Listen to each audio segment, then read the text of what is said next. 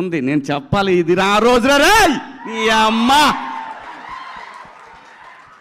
శుక్రవారం కొడతాను, ఈ శుక్రవారం కొడతానని సంవత్సరానికి 52 వారాలు ఉంటే ఒక 7 సినిమాలు చేస్తే 7 వారాల్లో 7 శుక్రవారాల్లో దీనమ్మ కొడతాను కొడతాను కొడతాను కొడతాను కొడతానని 25 ఏళ్ళు అయిపోయింది.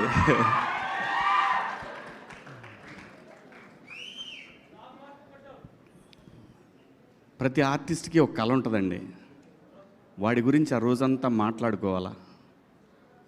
నాకు వణుకు వస్తుంది ఫస్ట్ టైం నాకు దీనమ్మ.